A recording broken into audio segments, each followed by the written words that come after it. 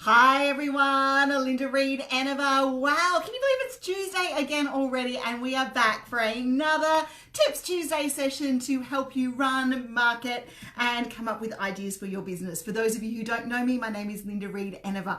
I'm an ideas strategist. I have a background in PR and marketing, and I love nothing more than seeing and helping you take your ideas to market and share with things. But in taking those ideas to market, quite often sometimes we get bombarded and we get drowned in the world of email, and that is what today's topic is about. We are going to explore how we manage our communication, how we manage our email, and how we manage expectations when it comes to all of those things. So I'm just going to quickly give 2 seconds, allow everyone to find this allow people to find me, and also just share through to the BBB group that we are live and we're talking about this morning. It's a very big week ahead in my office. I'm lucky, I'm fortunate enough to be consulting and working with some amazing course creators and some amazing business owners on how to take their courses and their products to market. And this week in particular, I'm working on the Kickstart Your Podcast course, where we're going to run over 5 days about kickstarting podcasts and use this isolation time that we have to get going and get some podcasts kickstarted out there. And I'm so excited. There's so far 8 amazing people joining me for this one. So I'm very, very excited to be getting into this one. Okay, so I'm just going to pop into BBB Tips Tuesday. Okay, but what has become abundantly clear to me over the past couple of weeks is that I flex my boundaries around communication, around expectations, around how I talk to people, around my, the processes and procedures. So today I wanted to remind myself, remind you guys that it's important that we have procedures. We set expectations about how people communicate with us. We manage our communication platforms in a way that suits us, and we definitely grow our businesses in a communication platform that suits us. And this is a very, very good point. When I spoke to some clients over the last little while, I've been asked to use different platforms that maybe just don't suit my headspace or my skill set. And I've been really upfront and honest about that, going, I have enough pings, I have enough notifications in my life. This is how we communicate with our clients. I understand that you have other platforms, but unfortunately, for the work we're doing, and if it was a massive project, yes, I would learn a new communication platform. But for the work we're doing, this is the way we're doing it.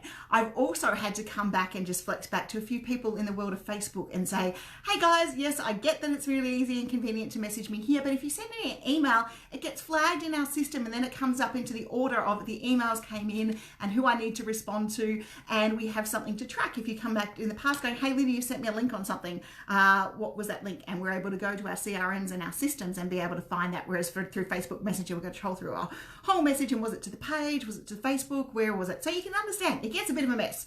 So today I wanted to share with you some tips about managing your clients or managing your customer expectations when it comes to communication. And especially in the world of COVID-19 and where we are right now, we're getting bombarded. We're getting hit with more messages, more emails, more stuff coming towards us.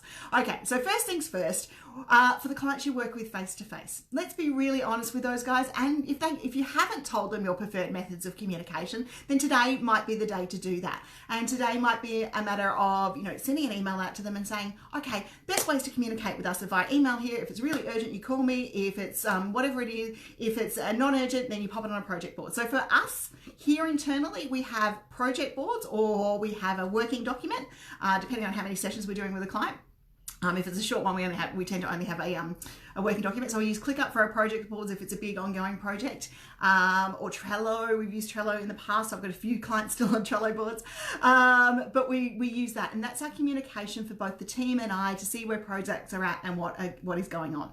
We then have, if it's a shorter project or maybe 3 or 4 calls, we will use a program more like Google Docs, and we'll have a Google Doc and a task list about what we want to do and a check off and a clear expectation for the client. If it's a one-off coaching call, then the notes come into the coaching call situation.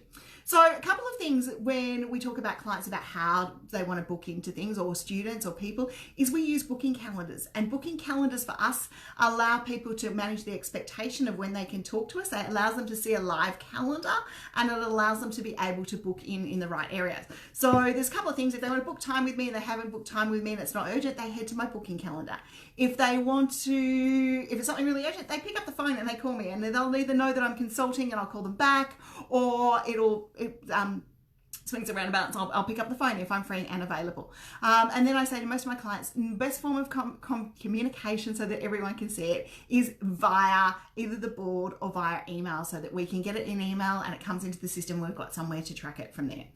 So today, work out how are you going to communicate with your clients. This is today's Tip Tuesday challenge, is how do you best communicate with the clients that you have existingly? Is it email? Is it phone? What's the best way to contact them? And do they know your hours of operation? Because that's a big thing when it comes to the world of business. It's not all business owners are working 9 to 5.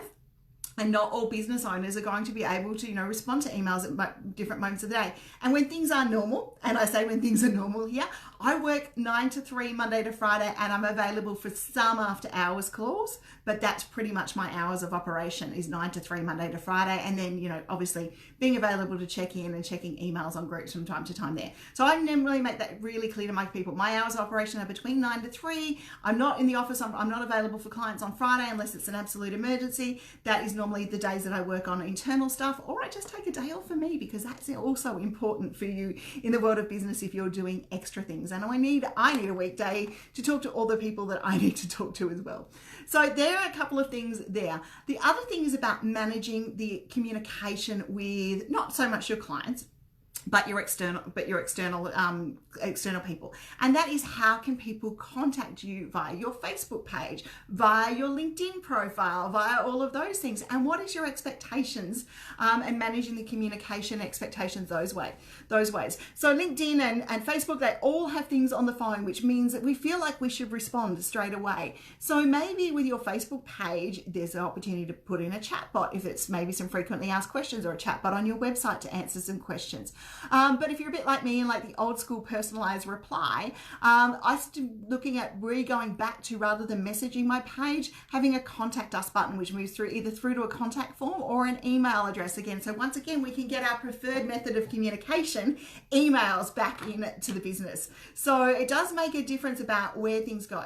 Now, just because you have a preferred method of communication doesn't mean everyone's going to use it. But what it does mean is you can prioritize how they go. So you can prioritize how the communication comes in. So those who are using your preferred method of communication work really well with you.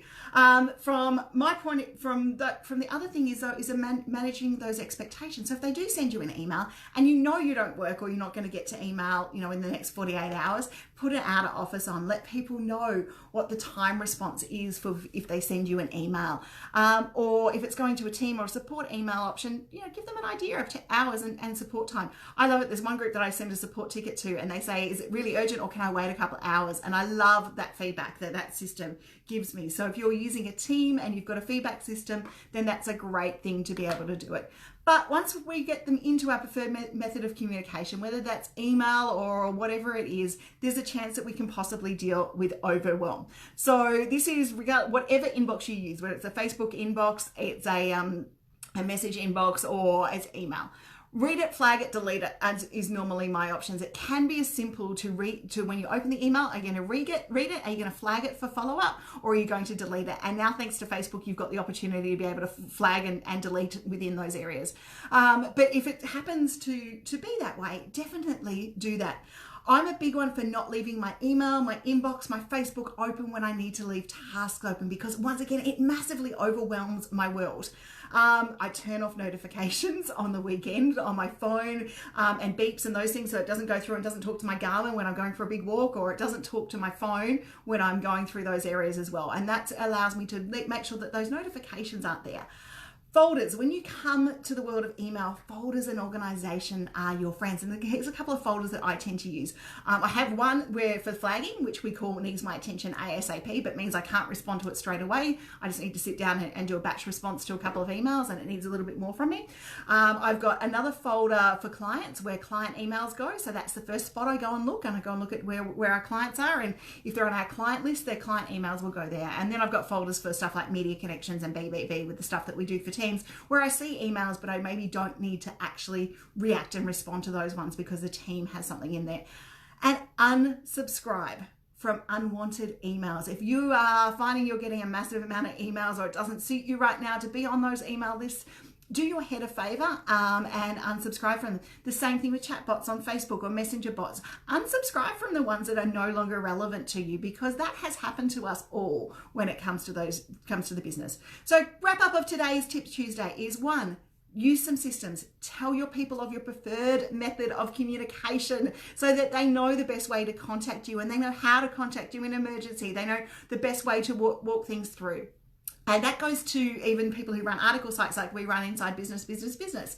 It needs to go through, if you want an article to be read by our editorial team, our preferred method of communication needs to go through the article submission form. And we don't review articles that don't. Those boundaries are what allow us to run those multiple businesses and manage the expectations. And at the end of that submission, those people get a notification. You can do this with contact forms. It doesn't have to be article forms, guys, by the way. They get a notification of how long the response time is, how long our editorial type team is, and how many days it will take us to review. Same thing if someone submits a contact form on your website. You could send them through to a confirmation page and go, thank you for contacting us. We'll be in contact with you in the next 48 hours or 2 business days, or whatever it is that you want to be. If you haven't heard from us then, maybe you want to follow us up at those things. But thank the person for the contact and give them a very clear expectation as to when they can receive a response.